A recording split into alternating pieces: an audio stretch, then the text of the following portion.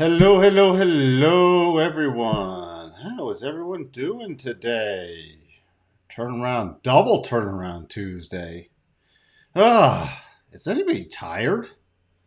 Does anybody get exhausted from the trading day? Wow. Oof. Again, part two. The instability continues. Doesn't mean we have to capitulate or as a crash, but it's just not right. It's just not right so far. We have a sideways correction. I don't know if we do have a significant down move. I do not know what the event will be that triggers it.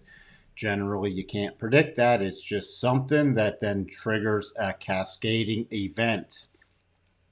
Wish Christoph. Oh, hey Christoph. Since you're reading the book, you understand cascading events, and all it takes is one grain of sand to trigger it, and you don't know which grain of sand that's going to be. It's literally what's going on now, potentially. So I am on edge, knowing where the stops are for anything still long. Very cautious mode. And I don't get to this mode. I'm generally a cautious person, trading reward to risk and probabilities, but I don't get to super sit on my edge of my chair very often. And this is sit on edge of chair mode in the markets. So, welcome. Welcome, Davey. Hello, Josh. Good afternoon, Patrick. Hey, Chris. And I'm not trying to alarm anybody. I just want people, especially newer people who might tune into this. This is not the point to just start buying up stuff and just walk away. And yeah, if you're going to go long, know where your stops are and get them in there, and at least get emergency stops in there. Hey, Gary. Because there's stops I use on a closing basis, which are not put in the market. And then there's what I call catastrophic stops. Catastrophic stops are okay. Let's say I'm away from my computer and we just go into pure meltdown mode. I want out. What a nail biter. Yeah, it feels like walking on eggshells. Don't think Bob will be on today. I texted him a while ago. He's, remember, in Naples, Florida. And if you look on the map with what is already hitting with the outer bands, Naples is now technically in the hurricane zone. And already they were putting up they're trying to hold off, but I know when I texted with them earlier, they were putting up their hurricane shutters because the path went a little south. So if he pops on, he pops on, but I'm not expecting him to pop on. And I didn't hear back from him in the last text. So keep that in mind. That 370 is really big resistance. So, yeah, slow bleed. So far, it's just a sideways correction, just slightly down. Slightly down. Hey, Christoph. Hey, Amit. Waiting on a Bear Stearns or a Lehman Brothers. Powell has sure tried to tip it over. I don't think they're intentionally trying to tip it over. I'm trying to let them know the markets they're not going to have the major put, and they're not just going to pause or cut rates. That's just getting hammered home. Besides Evans, who was a little dovish, still in the hawkish camp, but dovish on that aspect. Everything else is just hammering it home. They've only, excuse me, there's only been like 14 rigs in the Gulf that have been evacuated. So no, I wait till a buy signal. And I don't have China's really dragging, excuse me, China's really dragging on stuff. So that's where we sit. There is no magic Bob button today, Coco. Overnight trading will be interesting. Yes. Well, overnight trading for the U.S. is just day session, for Europe and Asia, and stuff just with the yen going back up there. with the bonds in Great Britain. Check out the Great Britain bond market. Oh, geez. That's why I'm saying I don't know what the tipping point could be, or if there doesn't have to be a tipping point. Remember, it's sort of like you have a really dry forest from drought conditions that is filled with a lot of underbrush. Yeah, and maybe there's storms coming through. Does there have to be a forest fire that started? No, but a random lightning strike could set the whole thing going. So we could have a random. We're in the conditions where a random lightning strike could ignite something bigger. What was going even long term stuff is starting to feel a little more pressure. I can tell you Bob isn't around. He hasn't tweeted today. He was around earlier, but when you got hurricane or tropical storm winds spiking up to hurricane winds, you're worried about other things. We'll get into what's going on. No, I just got to find me a text back. Let's just see. Hold on. No, not to helping neighbors. He's now helping his neighbors in the hurricane situation. So no Bob today, officially. Today, by the way, consumer confidence still coming in higher than forecast. We had new home sales were actually a surprise to the upside. Richmond manufacturing index is back to flat. Services index back to flat from the negative before. Dallas Fed services improving but still negative, and revenues, Dallas Fed services revenues index still declining.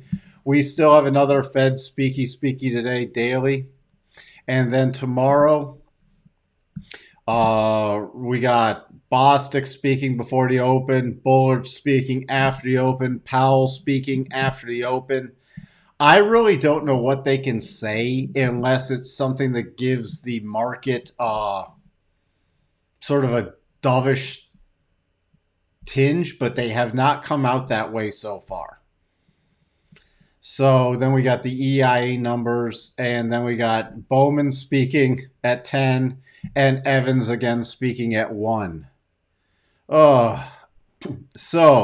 something can still be said that really roils the markets, which just go, and with the market on eggshells, it's why I'm in just super, super cautious mode. If we get downside momentum, I got to go with it. Yeah, I have a red thumbnail on this, but pretty, mixed. You had some buying it with the mega caps going into the close. I don't know. You still got Tesla it's insane with the buying there. Overall, this was not a strong day.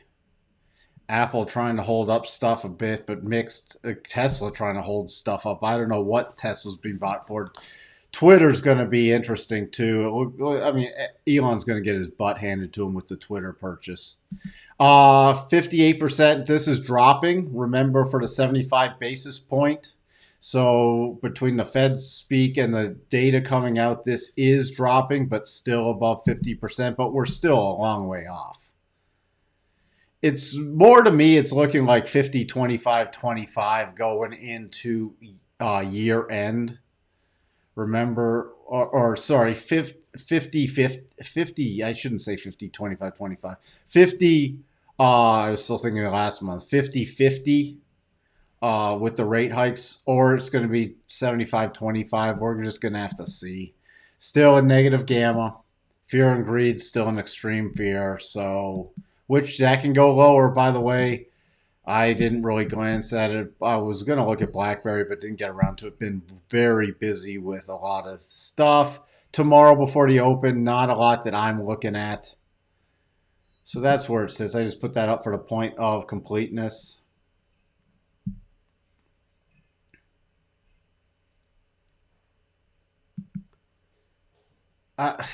For short-term treasuries, I like to go in right before the auction date generally, but you know what? again, on short-term treasuries, if it sways a little bit each way, it doesn't really matter to me. I'm not that worried about it. If you're worried about a like a tenth of 10 basis points or something on a short-term treasury, I'm not. It's not going to make a difference. No, there's no hurricanes in Chicago, Coco. We occasionally get remnants just to come up from the Gulf. That's about it, but no, no. We give other problems in Chicago. Please share the ticker of the UK bond yields. I have them on my other trading. I don't know what they are on here.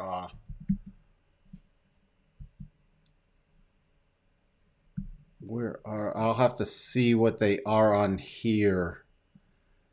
You can look at the UK gilts. I don't think even subscribe to the data on here. But look up the gilts, anything gilt related. You can look up some of these funds, like the 1 to 5 year. You can just virtually see it, just even with the funds. Look at that. I don't know. I'd have to look up what they are on TradingView. If anybody has that handy and can look, well, I don't want to take up everybody's on the live stream, but you're going to want to look at the gilts. But if this gives you an example, if that gives you an example just with the 1 to 5 year gilts, look at that. That's not a stable move. If you're wondering, you know.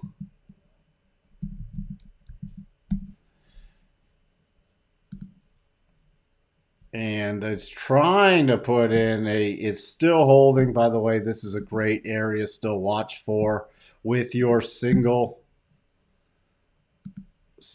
bar harmonics from this sell-off bar. It's really good to use single bar harmonics on these kind of bars. And again, I've put this out before. I occasionally throw out little tidbits. Only use it on bars that are at least 1.5 short-term ATR. But you see how it's holding right at this 50%. Your key line, the sand's at 62.5. If we get a close below that 62.5, watch out. That could get interesting with the pound sterling again.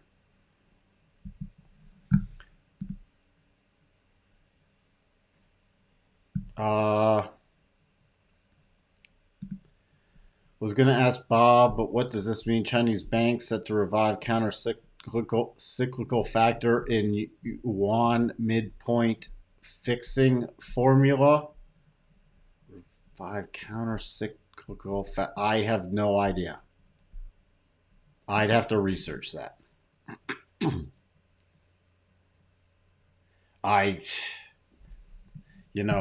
Again, you asked me about what goes into a calculation for technical trading. I can answer that more than I can without researching review to figure out the counter-cyclical factor in yen midpoint fixing formula. I do not know that off the top of my head. So, by the way, you do have a little divergence here on the S&P. The S&P, as I said at lunchtime, retesting the June lows. That retest is complete. Yes, aggressive buy on a close above today's high. Before that pattern, there's nothing even. I'm not going to drop below the 1 hour going into a overnight session. Yes, there's potentially still a little mini double on a sloppy 15-minute that can be played out. But that's going to be done way before. On a higher time frame, there is nothing. I am, though, watching. If we do get past the midpoint of this horizontal channel, since we did break down and didn't get a flush down move, if we start getting above there, I will start watching for the return to the other side of the channel and a potential breakout, because if people got short and then it goes the other way, that is technically a shake and bake play. All right, so that's what I'm watching for. Which, interesting enough, you get that shake and bake play. Not saying that has to happen, because we could wake up tomorrow, or we'll all have alerts set, but we could be at the live stream tomorrow morning and be at 35.50, given these markets. But that's the thing I'm watching for, the bullish side. And you do have two tops up here in the vicinity, and then a close above today's high would be a rally back into the rotation zone, as we've talked about before. I would not recommend trying, though, to call a bottom without a stronger pattern. Just and go, oh, I just think I'll buy this. This is not the market you just want to randomly buy without a pattern.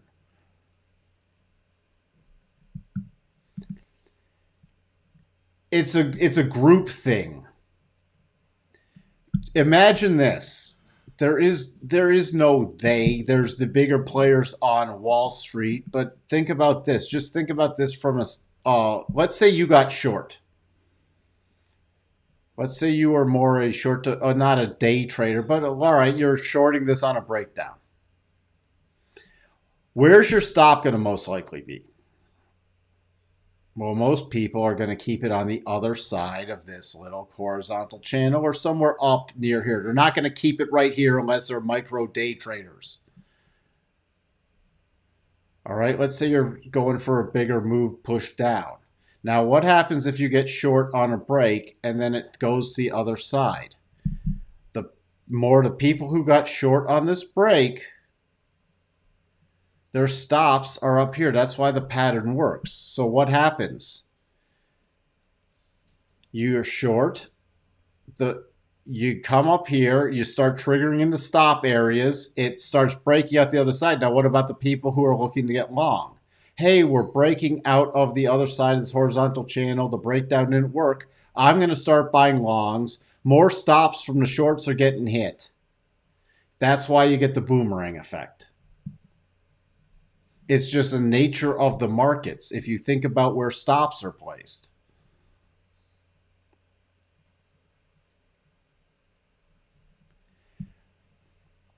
I use the double extensions, but not off the highs and lows. I find key points. The highs and lows don't test out because you can get really weird areas. I use significant levels. All right. For example, and don't really go much below 1 hour, or I prefer 1 or 4 hours. So for example, if I was going to use this, you see how that's a significant level? Close, move away, test it with the high, rapid drop, close, spike through, then rapid drop away, spike through, closing at it, rapid move away. That's a significant level. This, you had the low, key close, move away. This went through it, but look where it closed. Right at it was technically not closed yet, but we're not going to move very far. You see how these two levels are both significant? It makes sense? These are some more advanced concepts. So those are the levels that would be used. They test out better. And then I'm going to I like to fine tune them.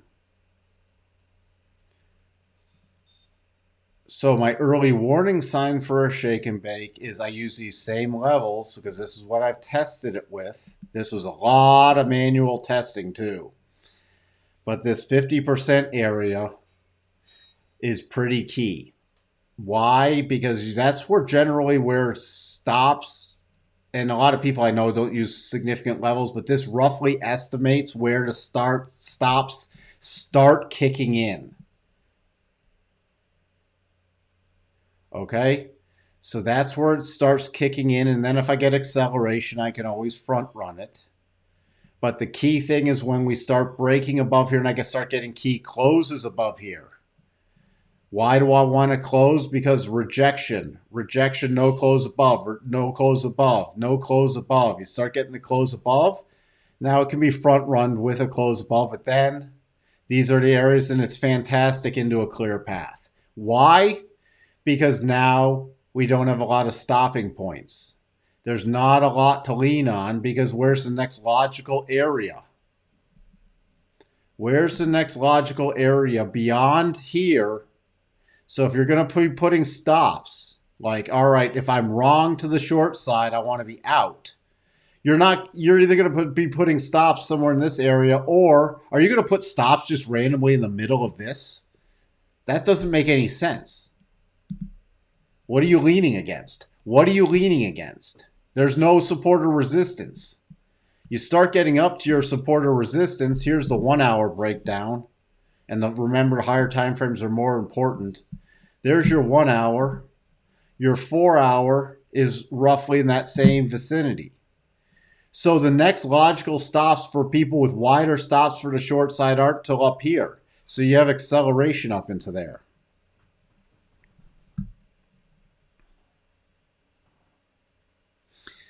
Now, does this have to snap back the other way? No.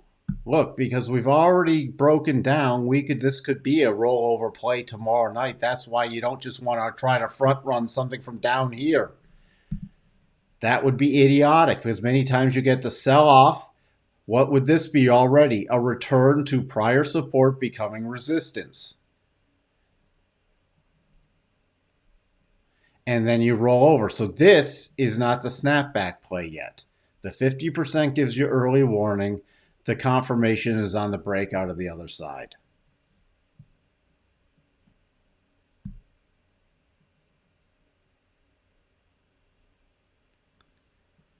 Mike, when people buy ours, does it show up as buying volume? Well, I don't know what buy ours means. Oh, buy puts. When people buy puts, it shows up as the volume in the put market. It doesn't show up. It's not going to show up in the futures market or as registered against the stocks. It's going to show up as volume. Remember, there's option volume and you have call volume and put volume. And you have call open interest and put open interest per strike. So it's going to show up in your options volumes. The only thing related to options that show up in the underlying are natural hedging from options plays. For example, like the market makers who have to hedge off. Now that's going to show up because they hedge off into the underlying for the most part. Yes, you can hedge off into other options should there be issues with the underlying, but you're going to hedge off in the underlying. That's the only thing that has a direct impact on the underlying volume, other than people just trading the underlying.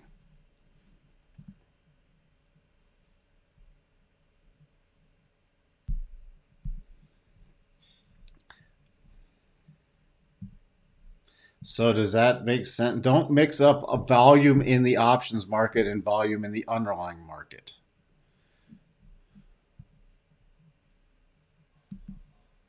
So if I put up the volume here, also remember, I want to point something else out because we don't touch on this all the time.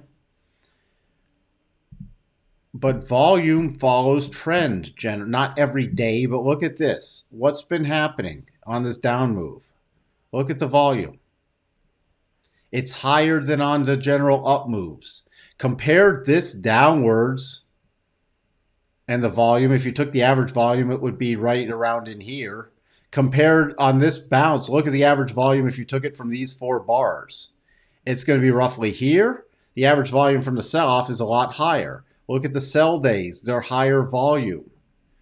So any green is counter trend at this point. That's also where you use volume analysis.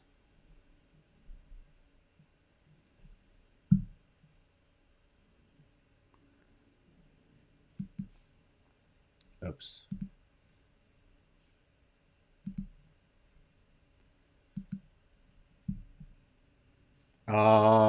Nasdaq. Oh, let me just take a look back to the. Still keep it. We don't have some great pausing bars here. So I still have to keep it roughly here at this significant level. If you're wondering, since these are the pausing bars we really have to utilize, and since it is a significant level, I'm a little more comfortable. So on the push downs, 36.22 minor level, more significant is at 35.87. And then the remember next levels is 35.56. Bounce mode, besides, look at also with this, with the shake and bake, look at where the target is. It just so happens. Look where it is. It comes in with a daily rotation zone. Does that mean it's higher probability? No, but I don't like when targets go into the rotation zone by very much, because we could snap back to the rotation zone and roll over again. But that's a really nice, and that was done with the significant levels. So it's just nice to see confirmation. I'm not going to do this on all the markets, but they're pretty much trading the same. We'll take those off for now. You know, for your Nasdaq, if you wanted to learn the significant level stuff,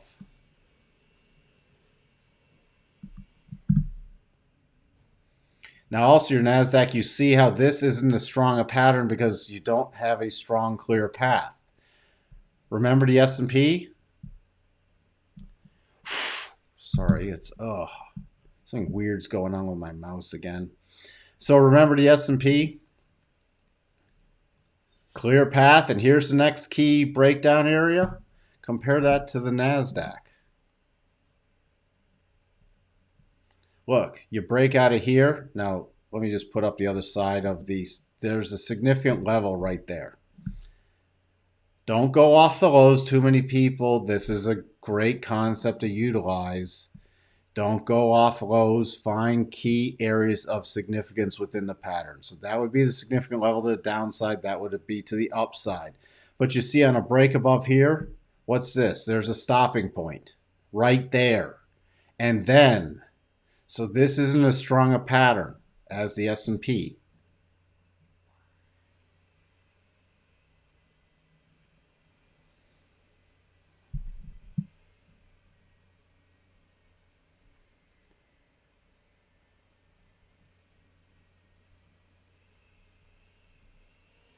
Not necessarily. Not necessarily.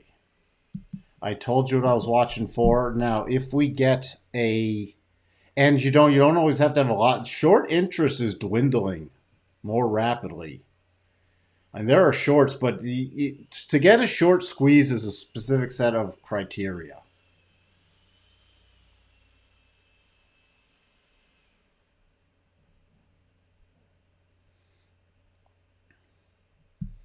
All right. So the key level, the upside I'm watching is roughly 11.5 on the Nasdaq. To the downside, we still have a decent pausing bar here. I don't have to, and that's from the reverse harmonics, which I have to bump up. So if we start breaking down, my next level is 11,144. 144. And then I'm at 11,009. Remember, 11,068 is the key low. This has not retested the lows back from June yet. Dow, not going to sit and harp on all these right now. Same virtual shake. This is a very similar pattern to the S&P. So you're trading below your key, or right at your key resistance right now.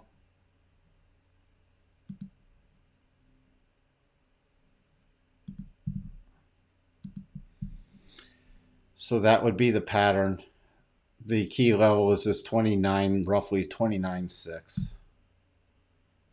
To the downside, I got to lower this. We have the stronger pausing bar here.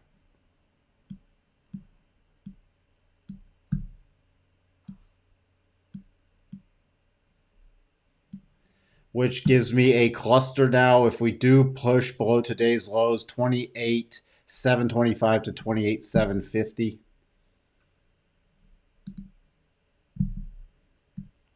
Then you're below that's 28.5 is the next key level down.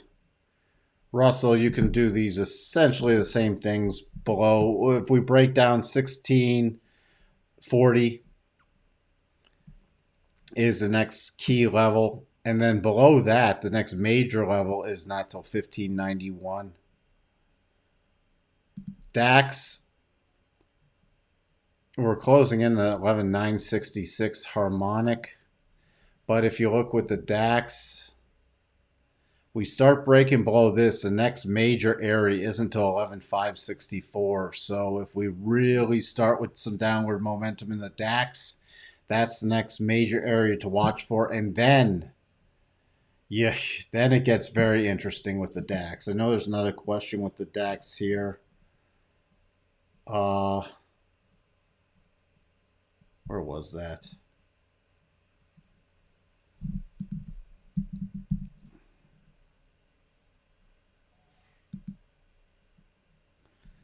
There's your SAP. Trading right at some pretty significant support area.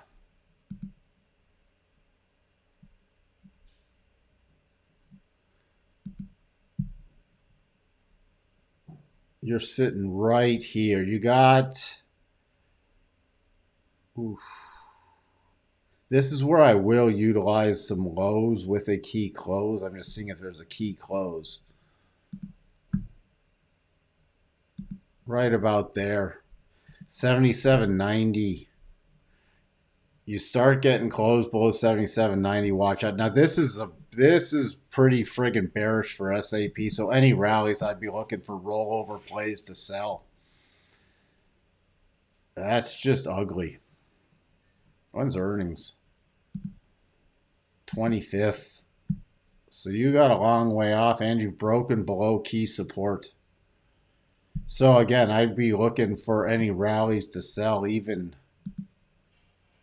the most recent stuff, your major resistance is about 87 if it can even get that high. Ugly. Nothing I'd be... There's no great bottoming pattern yet either. So nothing I'd be doing from the long side yet. Notes. Yeah, I mean, this is brutal. Every little rally attempt in the notes just keeps getting sold. No decent pausing bar just yet.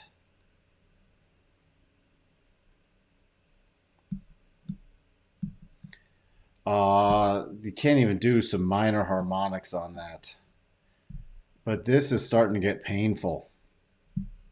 So I'm just, from the long position, stand aside. Shorts is just ratcheting down stops. Dollar index. Talked about this at lunch. Coming to retest the area. Remember, the first and second targets were the high probability ones because the third one extends above the wicks and above the candle bodies. But the dollar index holding up. The only thing that also from a dollar perspective that can provide relief is if the dollar really starts breaking below about 112.95. And that's the only thing I'm watching to really start sustaining more of a market rally also. VIX finally hit that 87.5 after the close above that 62.5. So we're getting some pullback, but that double is off the table. We don't have a strong topping pattern just yet, but it's returned to key support. So that's what I will be utilizing. One of the levels I'll be utilizing tomorrow. Crude. There's just nothing yet from the long side that's decent. Natty gas. Nothing from the long side that's decent. Yeah, you might now have this potential double we can watch for. but nothing that's triggered yet. And that would just be a potential rally back to about 77 or 770. And that might never manifest. If we do break below this 200 on a closing basis, I mean, we should still, the probability still favor lower prices. There's not a lot to be done with our natural gas with the situation in Europe also. Let's get to Bitcoin rolled over. Again, you want Ethereum? I know somebody asked for Ethereum.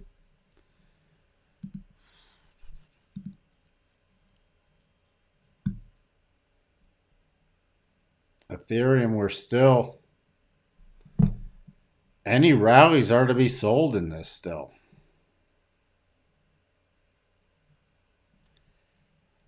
Still read targets 1200 and then 1083, and then a return to the lows, or what I'm watching for. Only thing that would change at this point is a key close above about 1555. Other than that, still from the short side.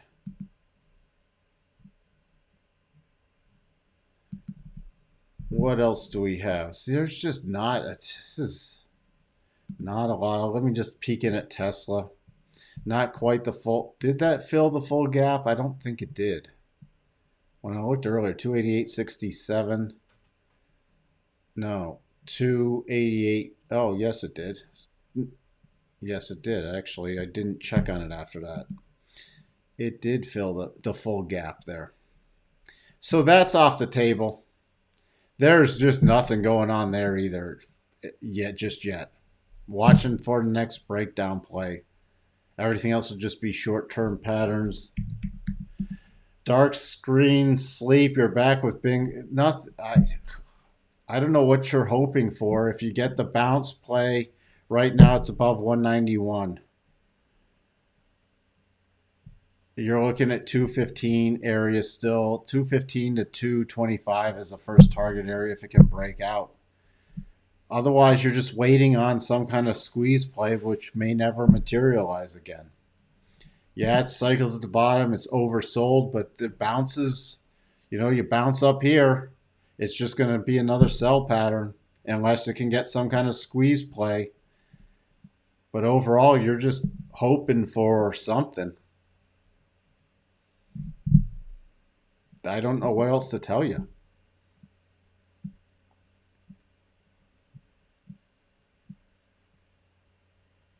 Where do I, on Twitter?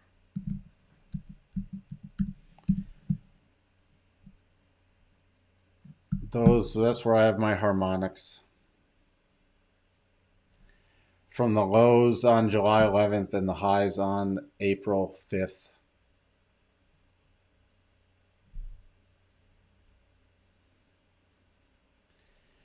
That's where I have the harmonics. And it's a story. This is going to get jammed down Elon's throat. So it's just a matter of time. So I'm just focusing. If there is a play, it has to be to the upside. But it's, you know, it's going to still trade day to day because it's a story stock.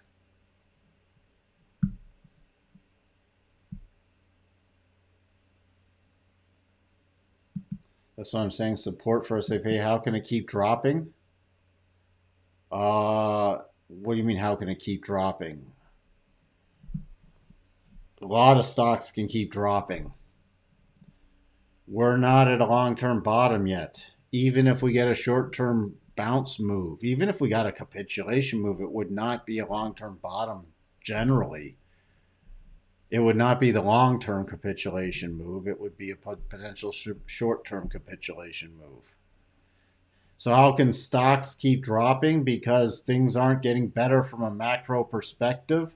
Valuations still aren't there. You have a lot of selling pressure, and we haven't even got to the unwind principle yet.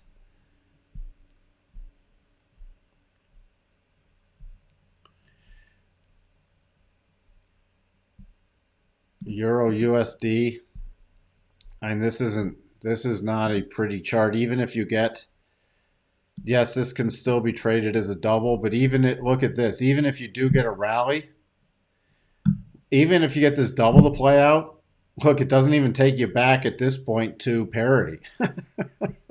It's, that's the funny thing. You're so far below the breakdown zone now, and we just have short-term potential trades into the daily rotation zone. I mean, I wouldn't be surprised to see this hit the 93.50 area.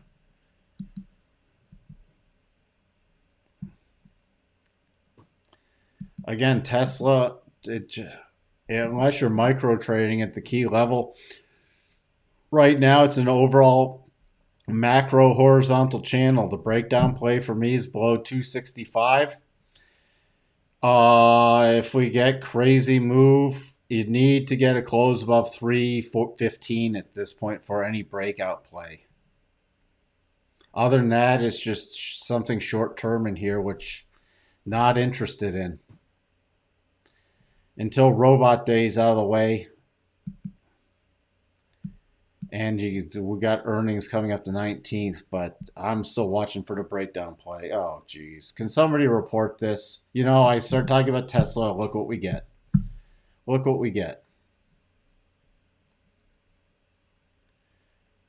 Hood puts.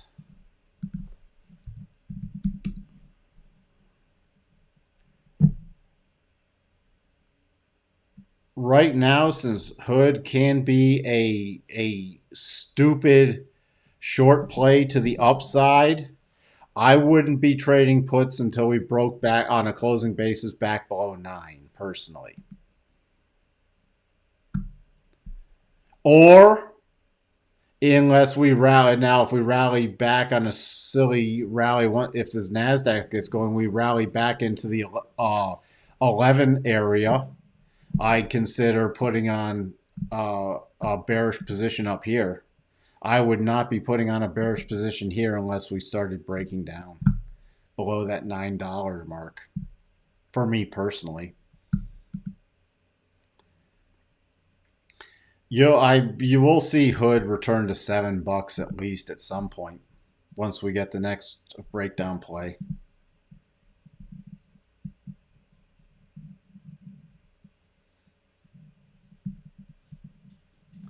Thank you, Ted. It's always Elon's fault. What is Elon's fault? Don't get me started on Elon. Thanks for the tip on URA. Finally got a good entry. By the way, did anybody watch? And that was the buy entry on here for an. Remember,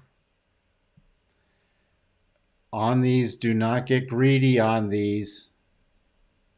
So know where your bounce play is. I'd still recommend trading this around the core position until we get something. So I don't know how you're trading it, but for me, especially on a potential gap fill, that's a gap fill to back to 29 would be a key area to watch to unwind.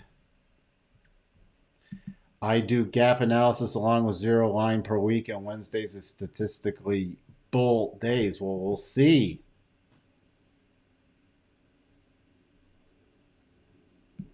We'll see if we get a bull day tomorrow, won't we?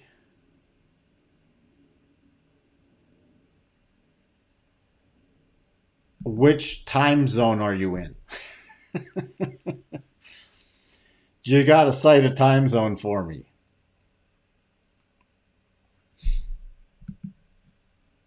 And we'll see. I mean, I'd have to do some research on it from this year. I have not done that. So I cannot comment. Eastern. So you're buying the overnight, which generally when you do get the rallies, remember, buying on a closing basis on the S&P and taking it off by European close, which is 11 Central, which is roughly what you're saying, has been for many years better than buying the U.S. Open and selling on the U.S. close. It's tested out way more favorably. Buying the U.S. close and selling the European Open you're capturing a fair amount of bull market gains versus buying the US open, selling the US close. Do keep that in mind. What does that tell you? You generally get an upward bias in the overnight session, especially the European session. Now, that could be shifting, but that is something that many people have tested out. Sure, send it to me. Buying the US close, selling the European close. I should say selling the European close. If I said open, I didn't mean that. It's buying the US close, or you can essentially buy the US open for futures because the close is at 4 Central, the open's at 5 Central PM. You can get slight gaps. There's a variation, but if you just want to wait, you buy the US futures open at 5 p.m. Central Time, 6 p.m. Eastern Time, the futures open. And then selling it on the European market close, which is right around 11 Central, the next day, is way more beneficial than buying the US open, selling the US close.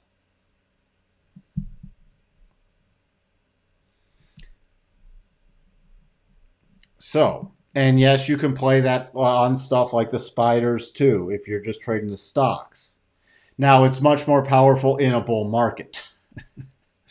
But you'd be buying the spiders. You could always buy it in the after hours session, but you'd be buying the spiders going into the daily close at 3 p.m. Central and then selling that same 11 a.m. Central midday. You'd be selling the spiders out then.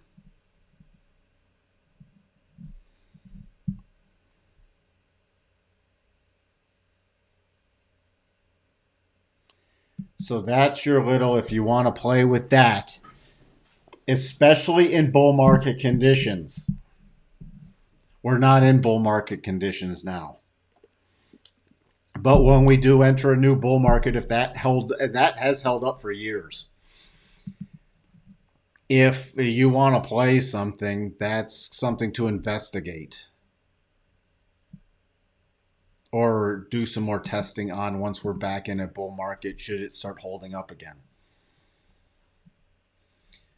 All right, everyone, it's been a long day. I'm going to call it an evening, take the dogs out for a walk. I appreciate everybody new here who is tuning in.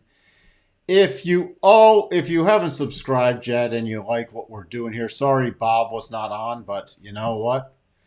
Can't control the hurricanes. I will be back in the chair tomorrow morning, 8. Well, the countdown starts at 8 Central. And we got lots more Fed speakies. Yay. Thanks, George. Thanks, Jacob. Yeah, please come back and drop a comment. It helps us with the algorithm. And if you like what we do, like the video. I will see everybody tomorrow. Bye for now.